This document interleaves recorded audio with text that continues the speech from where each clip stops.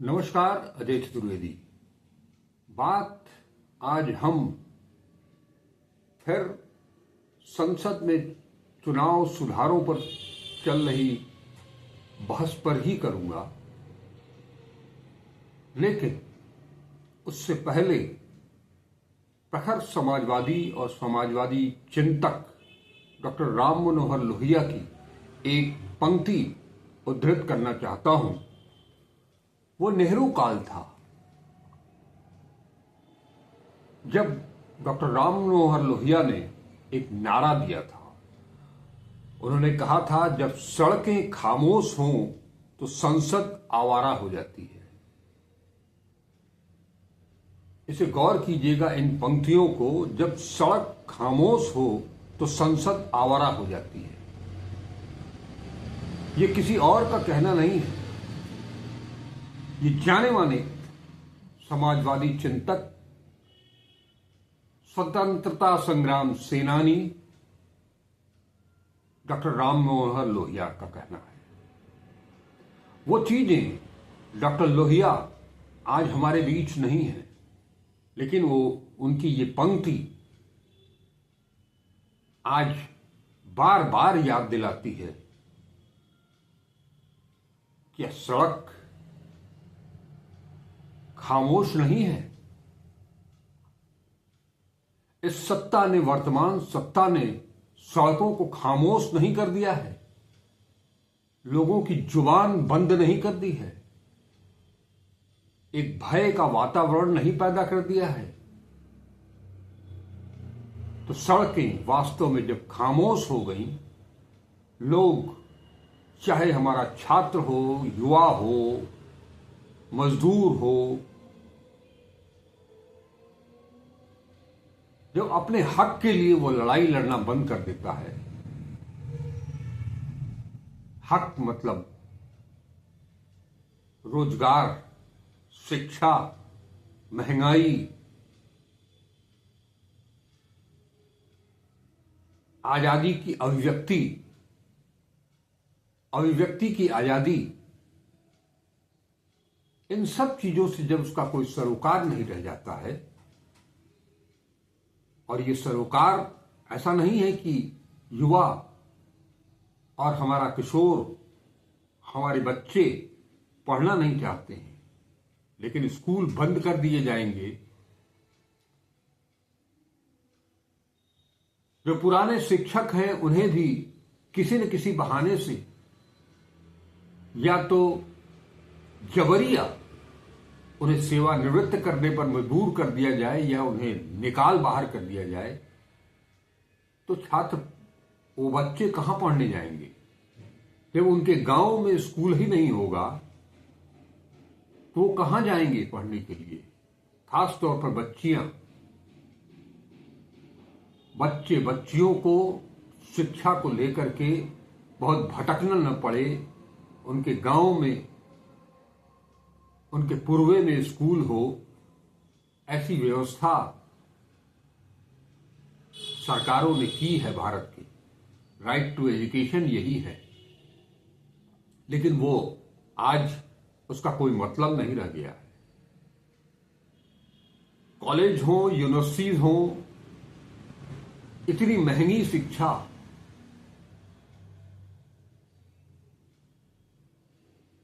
कि वहां पर आम आदमी, आम बच्चे, आम परिवारों के बच्चे, जिसमें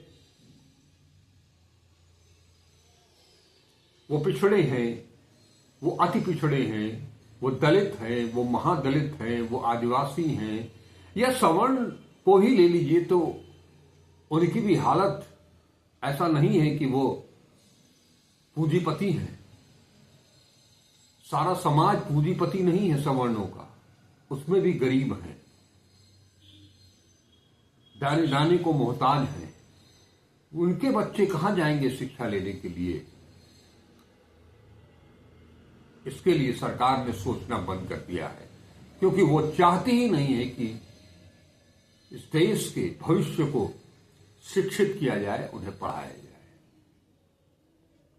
क्योंकि जो पढ़ लेगा तो उसे काम चाहिए, और काम हमें देना नहीं है। तो शिक्षा और बेरोजगारी का मामला, इसीलिए बार बार पेपर लीक भी होते हैं। खैर, तो सड़कों को तो शांत कर दिया गया है। अपने शासन, अपने सत्ता, अपनी हुकूमत के डर से, भय से सड़कों को शांत कर दिया गया है, वीरान कर दिया गया है। कोई आंदोलन हो नहीं सकता। अब तो नई जो नया श्रम कानून आया है, उसमें मजदूरों को भी आंदोलन करने के लिए, हड़ताल करने के लिए तमाम बंदिशें लगा दी गई हैं। बात हम संसद में चुनाव सुधारों को लेकर के जो बहस हो रही है उस पर करने जा रहा हूं।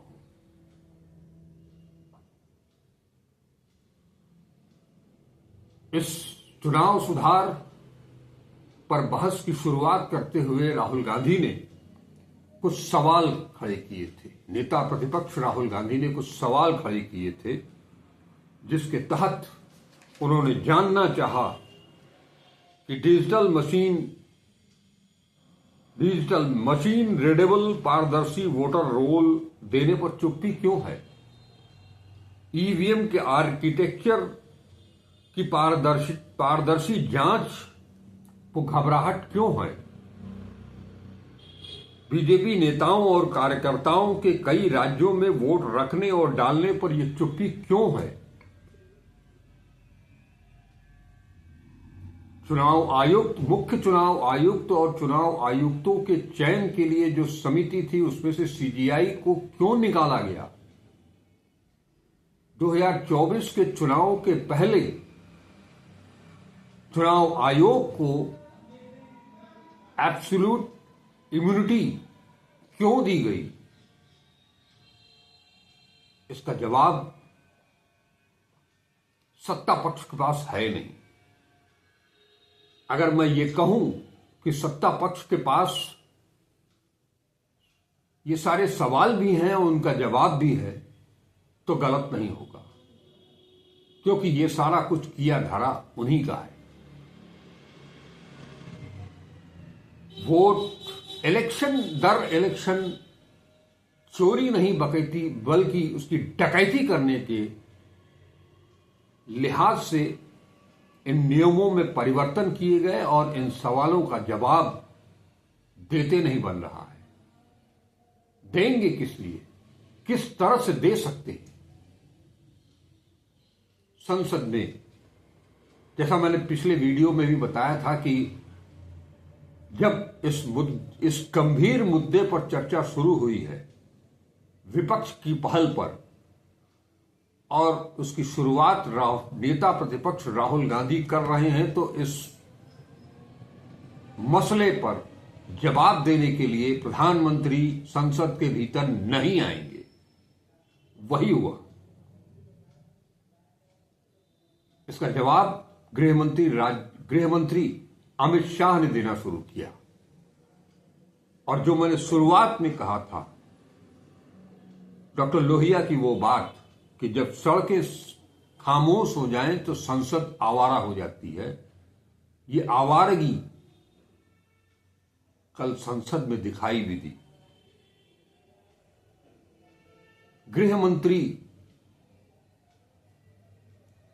गृहमंत्री का वो पद जिस पर कभी सरदार वल्लभ भाई पटेल आसीन हुए थे, आज वहां अमित शाह पदारूढ़ हैं और संसद में बहस के दौरान झगड़ा करने, नेता प्रतिपक्ष को चेतावनी देने और देते देते इस मदहोशी में आ जाते हैं कि वो संसद के भीतर गालियां बकने लगते हैं। पता नहीं मैं यहां उसका उच्चारण करूंगा तो यूट्यूब मुझे उसकी इजाजत देगा कि नहीं देगा, क्योंकि यूट्यूब असंसदीय भाषाओं के लिए नहीं है। या कोई भी देश के पार्लियामेंट असंसदीय भाषाओं का इस्तेमाल करने की इजाजत किसी भी सांसद को नहीं देती है। लेकिन यहां तो परंपरा चली आ रही है। एक रमेश विधूड़ी को आप लोग अच्छी तरह से याद कर सकते हैं, जिन्होंने संसद के भीतर तत्कालीन बसपा सांसद दानिश अली को क्या क्या नहीं कहा था। हुआ क्या? कुछ भी नहीं। दिल्ली में वो विधानसभा का चुनाव भी लड़ने आ गए। वहां भी उन्होंने महिला प्रत्याशियों को लेकर के, विरोधी महिला प्रत्याशियों को लेकर के और विपक्ष की नेता को लेकर के भद्दी भद्दी जो गालियां दी, उससे अभी मन भरा नहीं था कि गृह मंत्री खुद गाली देने लगे। और एक चेहरा जो हमेशा दो तरह से, जैसे ही दाएं घूमेगा या बाएं घूमेगा तो इधर घूमेगा तो वो सत्ता पक्ष की तरफ जाएगा, तो हमें चेहरा हमेशा मुस्कुराता रहता है, प्रफुल्लित रहता है। यहां तक कि संसद की गरिमा तार तार हो रही है, गालियां दी जा रही हैं, उस वक्त भी हमारे लोकसभा के अध्यक्ष ओम बिरला जी मुस्कुरा रहे थे। और जो नैतिक बात करे, संसदीय भाषा का प्रयोग करते हुए जो नैतिक बात करे, सही बात करे विपक्ष का नेता, विपक्ष का सांसद, तो उसे झिड़क देते हैं, बैठा देते हैं। लेकिन यहां जब गृह मंत्री जी ने गाली बकी तो विपक्ष ने उसका विरोध किया। तब जाकर के खुद गृह मंत्री को यह समझ में आया कि वो उससे कुछ गलती हुई है। आमतौर पर वो इस तरह की बात स्वीकारते नहीं है कि उनसे कोई गलती हुई है। भारतीय जनता पार्टी और खास तौर पर ये जो गुजरात लॉबी है, ये कभी भी अपनी गलतियों को स्वीकार नहीं करती है। लेकिन कल उन्होंने स्वीकार किया और उसे रिकॉर्ड से हटाने की बात की। आप ये ठीक वैसे ही था कि किसी को आप गाली दे दें, किसी को आप धक्का दे दें, किसी को आप पीट दें और उसके बाद सॉरी कह करके निकल जाएं। वैसा ही कुछ मिला जुला असर था। नेता प्रतिपक्ष और विपक्ष के तमाम साथियों के सवालों का एक भी जवाब उनके पास नहीं था। और वो इन सवालों के जवाब में 2018 में पहुंच गए कि वो छत्तीसगढ़ में हारे थे, राजस्थान में हारे थे,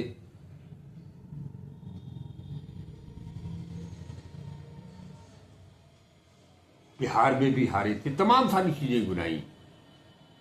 लेकिन सवाल को जब तक आप ध्यान से सुनोगे नहीं तो उसका जवाब भी आप नहीं दे सकते हो। और ये लोग, सत्तारूढ़ दल के लोग, चाहे वो शीर्ष पदों पर बैठे हुए नंबर 1 और नंबर 2, उन्हें विपक्ष की बात सुननी ही नहीं है। तो जवाब भी वैसे ही आना है। जब कुछ सुना ही नहीं, सवाल ही नहीं सुना, तो जवाब क्या देंगे? चले गए वो 2018 में, जबकि 3 प्रेस कॉन्फ्रेंस करके राहुल गांधी ने जो वोट चोरी का मुद्दा उठाया, वो मुद्दा हरियाणा का था, वो मुद्दा महाराष्ट्र का था, वो मुद्दा कर्नाटक का था। वो कहते हैं कि कांग्रेस जब चुनाव हारती है तो वोट चोरी का नारा बुलंद करती है। महाराष्ट्र के जिस महादेवपुरा विधानसभा क्षेत्र का उल्लेख राहुल गांधी करते हैं वोट चोरी को लेकर के, और जो पीपीटी प्रेजेंटेशन उनका होता है, वो सीट कांग्रेस जीती हुई है। कांग्रेस की कर्नाटक में सरकार भी है। अलंग और हरियाणा, सब कुछ खुला हुआ। सटीक, मैंने कहा ना कि सटीक जवाब देने के लिए पहले सवाल समझ में आने चाहिए और उसके बाद कांग्रेस ने एक ट्वीट किया है, एक्स पर पोस्ट किया है राहुल के जवाब में, विपक्ष के जवाब में गृह मंत्री क्या कुछ जवाब दे रहे हैं। नंबर 1, सरकार ने चुनाव आयुक्तों संग वही किया जो सुप्रीम कोर्ट में कहा, जो सुप्रीम कोर्ट ने कहा। इसकी सच्चाई बयान करती हुई टिप्पणी करता है विपक्ष कांग्रेस, मोदी और शाह ने ऐसा कानून बनाया जिसने चयन समिति से सीजेआई को बाहर कर दिया। ये सुप्रीम कोर्ट का आदेश था। चुनाव आयुक्तों की नियुक्ति के लिए जो चयन समिति होगी उसमें प्रधानमंत्री, नेता प्रतिपक्ष और सीजेआई खुद होंगे। उसमें से सीजेआई को हटा दिया गया। प्रधानमंत्री, गृह मंत्री और नेता प्रतिपक्ष, इस बात का उल्लेख राहुल गांधी कर चुके हैं अपनी बहस में, संसद में वो रिकॉर्ड में दर्ज है। यही तो इस बार, कल भी मैंने बताया था कि इस बात की सबसे बड़ी, विपक्ष ने जो एसआईआर पर चुनाव करने का मुद्दा उठाया और उसके बाद बड़ी मुश्किलों से सरकार इसके लिए राजी हुई, एसआईआर को नाम बदल करके चुनाव सुधार के लिए, उस चुनाव सुधार पर चर्चा की शुरुआत करते हुए राहुल गांधी ने इस मुद्दे को उठाया था कि उसे क्यों हटाया गया, सीजेआई को क्यों हटाया गया। इसका जवाब वो दे रहे हैं कि जो सुप्रीम कोर्ट ने कहा, सुप्रीम कोर्ट ने क्या कहा ये पूरा देश जान रहा है। दूसरा, लोक प्रतिनिधित्व अधिनियम में चुनाव आयुक्तों को हमेशा से व्यक्तिगत रूप से इम्यूनिटी मिली है। ये जो दूसरा सवाल था राहुल गांधी का कि इम्यूनिटी क्यों दी गई, इस पर अमित शाह कहते हैं कि ये हमेशा से व्यक्तिगत रूप से इम्यूनिटी मिली है। कांग्रेस बताती है कि लोक प्रतिनिधित्व अधिनियम में व्यक्तिगत रूप से सीईसी और कमिश्नरों को इम्यूनिटी देने का प्रावधान कभी नहीं था। पहले अधिकारी को वोटर रोल की रक्षा के दायित्व से हटकर गतिविधि के लिए मुकदमा हो सकता था। तीसरा, ईवीएम सुरक्षित है। ईवीएम पर जो सवाल उठाया राहुल गांधी ने और कहा कि इसका आर्किटेक्चर दीजिए, हम अपने वैज्ञानिकों से, अपने इंजीनियरों से उसकी पारदर्शी ऑडिट कराना चाहेंगे। मनीष तिवारी ने तो इससे आगे बढ़कर के, अखिलेश यादव ने भी इससे आगे बढ़कर के कहा है। और अखिलेश यादव का नाम आया, याद आता है अखिलेश यादव पिछले लोकसभा में बहस के दौरान यह शुरुआत नहीं कर लीजिए। ये नई लोकसभा के गठन के बाद ही अखिलेश यादव ने साफ साफ इस शब्दों में यह कहा था कि हम ईवीएम का विरोध करते रहेंगे, अगर पूरी की पूरी सीट समाजवादी पार्टी या इंडिया गठबंधन जीत जाए तब भी हम ईवीएम का विरोध करते रहेंगे। इस बार अमित शाह जवाब देते हैं कि ईवीएम सुरक्षित है क्योंकि उन्हें पहली बार राजीव गांधी के वक्त पर लागू किया गया था। इसका जवाब कांग्रेस देती है, अब वोट चोरी हो रही है और जब इतने गंभीर आरोप सामने हैं तो चुनाव आयोग को ईवीएम की वास्तुकला, आर्किटेक्चर की पारदर्शी जांच, ऑडिट की अनुमति देनी ही चाहिए। चौथा मुद्दा, अमित शाह कहते हैं कि बीजेपी ने वायनाड और अमेठी में मतदाता सूची में गड़बड़ी दिखाई थी। इसका जवाब देती है कांग्रेस, कांग्रेस को हराने के लिए बीजेपी फर्जी नाम जोड़ रही थी? ये असल सवाल है जिन्हें चुनाव आयोग में संबंधित करना चाहिए। 5वां सवाल, एसआईआर गहन समीक्षा से घुसपैठिया मतदाताओं की पहचान की गई। जवाब, चुनाव आयोग घुसपैठिया कथन को बार बार नकारता रहा है और कितने घुसपैठिया मिले, बिहार की बात की जा रही है। 400 भी नहीं, आंकड़ा 400 भी नहीं पहुंचा है, और जो पहुंचा है उसमें भी बांग्लादेश से नहीं, नेपाल से आए नागरिकों को, नेपाल के से बहुत सारे नागरिक, आजादी के बाद से ही नेपाल के बहुत सारे नागरिक हिंदुस्तान में रहते हैं, यहां नौकरी करते हैं, यहां पूरी जिंदगी बिता दी, उनकी कई पीढ़ियां यहां विद्यमान हैं। फिर भी जिन घुसपैठियों की बात की जा रही है, घुसपैठियों का मतलब इनका समझने की जरूरत है, और उसे समझने के लिए ज्यादा दिमाग लगाने की भी जरूरत नहीं है। बस याद कर लीजिए कि ये लोग जनता को उसके कपड़ों से, उसकी टोपी से पहचानते हैं। तो इनका इशारा घुसपैठिया कह करके किसकी ओर इशारा है, यह भी आप समझ सकते हैं। उत्तर प्रदेश में तो बाकायदे सरकार ने शरणार्थी शिविर लगाने की बात शुरू कर दी है, और यहां घुसपैठियों के नाम पर जो टॉर्च अभियान चलाया जा रहा है, उसके तहत बांग्लादेशी नहीं, पश्चिम बंगाल में रहने वालों को संदिग्ध मान करके उन्हें सूची से अलग कर दिया गया है। लगभग 3 करोड़ लोगों के नाम काटे जाने की आशंका जताई जा रही है उत्तर प्रदेश में।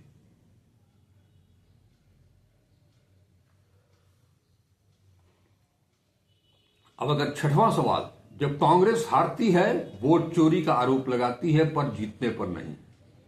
यह मामला जीत या कांग्रेस कहती है कि यह मामला जीत या हार का नहीं है, यह लोकतंत्र की रक्षा और संविधान की रक्षा का है।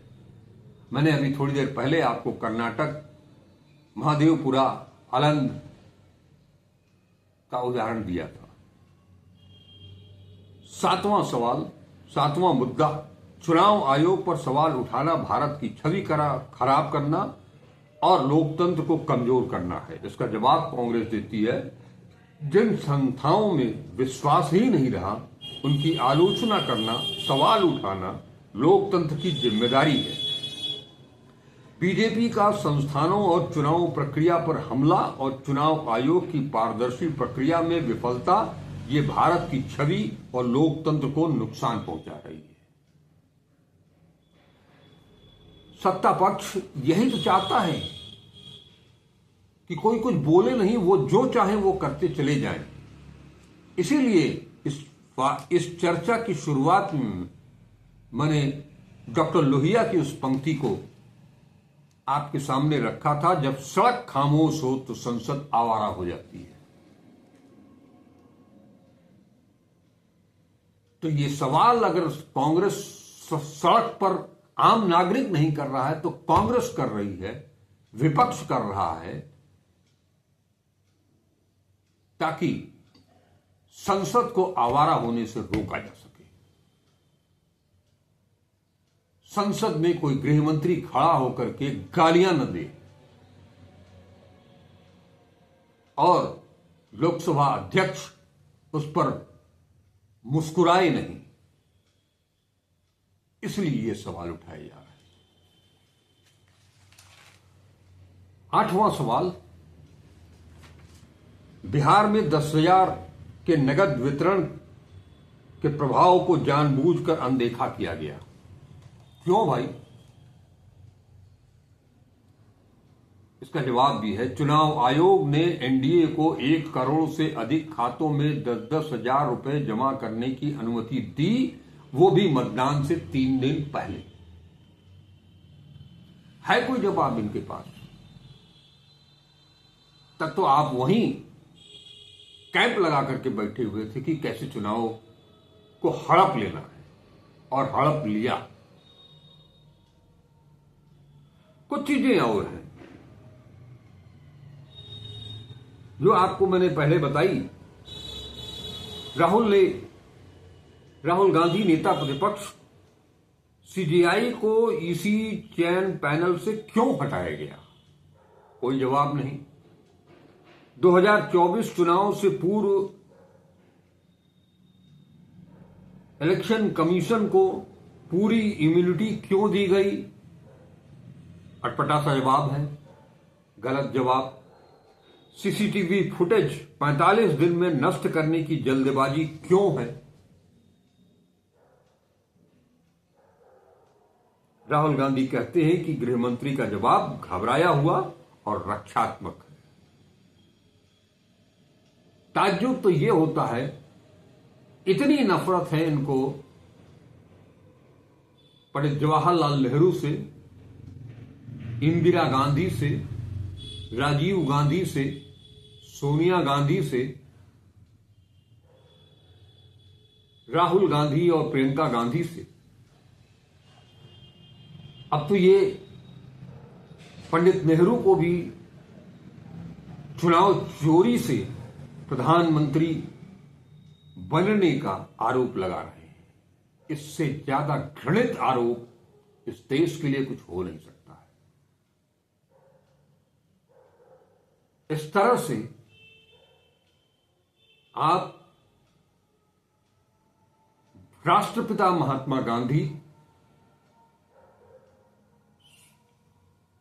सरदार वल्लभ भाई पटेल, मौलाना अबुल कलाम आजाद, सुभाष चंद्र बोस, ये जितने भी स्वतंत्रता संग्राम सेनानी थे, उन सब का अपमान कर रहे हैं। और वो जो जिस चुनाव की आप बात कर रहे हैं, वो चुनाव प्रधानमंत्री पद के लिए हुआ ही नहीं था। क्या करके कभी इतिहास आप खुद पढ़ लो, हालांकि आपको पढ़ने लिखने से कोई सरोकार है नहीं, फिर भी आप पढ़ लो। आप जरूर कहते हो कि आप इतिहास के छात्र हैं, लेकिन इतिहास आपने पढ़ा नहीं, गुना नहीं। आप अनाप शनाप आरोप, आप डबल वोटर लिस्ट में डबल नाम की बात करते हैं, तो उसमें केवल गिनाते हैं पवन खेड़ा का नाम, तेजस्वी यादव का नाम, और यहां तक कह देते हैं कि हिंदुस्तान की नागरिकता पाने के पहले सोनिया गांधी वोटर लिस्ट में उनका नाम दर्ज हो गया था। आप घुसपैठियों की बात करते हो। 11 साल से आप सत्ता में हो, पहले 5 साल अगर हटा दिए जाएं तो बाकी के 6 साल, इन 6 सालों में आप 6 सालों से आप गृह मंत्री हो, आप कर क्या रहे थे? आपके गृह मंत्री रहते हुए घुसपैठिए घुस आ रहे हैं इस देश में, आतंकवादी घुस आ रहे हैं इस देश में, लोगों की हत्या करके चले जा रहे हैं, और आप एसआईआर का बहाना लेकर के उसकी आड़ में ये कहते हो कि उससे जो है वो घुसपैठियों को बाहर किया जा रहा है।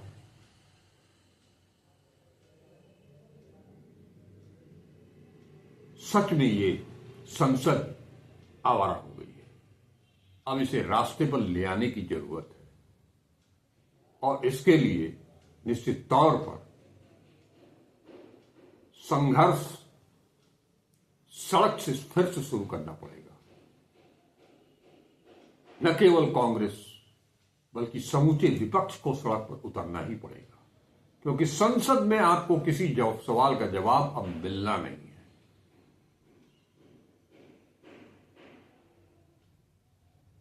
चलते हैं, फिर मिलेंगे किसी और मुद्दे के साथ। अभी बहुत सारी चीजें, बहुत सारी बातें करनी है। अगर वीडियो आपको पसंद आए तो उसे लाइक कीजिएगा, ज्यादा से ज्यादा शेयर कीजिएगा। अब तक अगर चैनल को सब्सक्राइब नहीं किया है तो उसे सब्सक्राइब भी कीजिएगा। नमस्कार, अजय चतुर्वेदी।